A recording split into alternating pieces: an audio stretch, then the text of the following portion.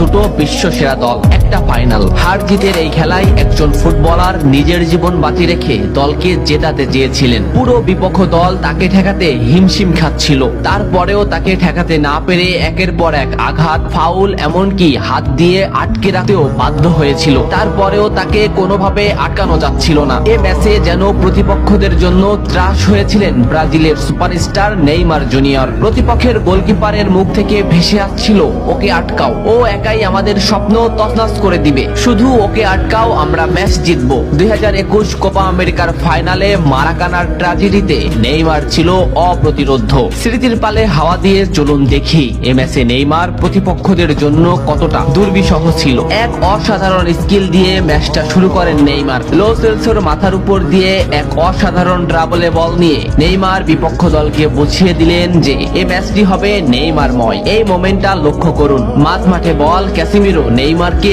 বল দিল। এই মোমেন্টে পিছন থেকে দি বল, সামনে থেকে আর্জেন্টিনার আরেকটি খেলোয়াড় সরাসরি নেইমারের পায়ে ট্যাকেল করলো। এভাবেই চলতে থাকে ম্যাচ। ম্যাচের 12 মিনিটে নেইমারের উপর যে আক্রমণ চলছে তার কিছুটা প্রমাণ মেলে। প্রতিপক্ষের খেলোয়াড়রা নেইমারের ব্যান্ডটি ছিঁড়ে ফেলে, নেইমার সেটা রেফারিকে দেখায়। ম্যাচের 15 মিনিটে আবারও নেইমার বল নিয়ে সামনে আগাচ্ছে, কিন্তু আর্জেন্টিনার একটি খেলোয়াড় তাকে সরাসরি পায়ে ট্যাকেল করে, মাটিতে গড়িয়ে পড়েন তিনি। এত কিছু করেও নেইমারকে তারা আটকাতে পারছিল না। ম্যাচের এই মোমেন্টটা লক্ষ্য করুন, লেফট সাইড থেকে বল টেনে নিচ্ছে নেইমার। এই মোমেন্টে নেইমারকে ঘিরে আসছে প্রতিপক্ষের 4টি খেলোয়াড়। দুটি খেলোয়াড় সরাসরি নেইমারকে পায়ে ট্যাকেল দিলেন, মাটিতে পড়ে গেল নেইমার, কিন্তু নেইমার ঠিকই পাকুয়ে তাকে বল দিয়ে দিলেন। ডি বক্সের সামনে নেইমারের পায়ে বল, বলে না হিট করে সরাসরি নেইমারের পায়ে হিট করে ডিপল নেইমারকে ফেলে দিল। ডিপলকে এক সাংবাদিক প্রশ্ন করেছিল, কোন ফুটবলারকে আটকাতে তোমার সব থেকে বেশি কষ্ট হয়েছে? ডিপল নিঃশ্বাস নেওয়ার আগেই বললেন নেইমার। কোপা আমেরিকার ফাইনালে নেইমার ছিল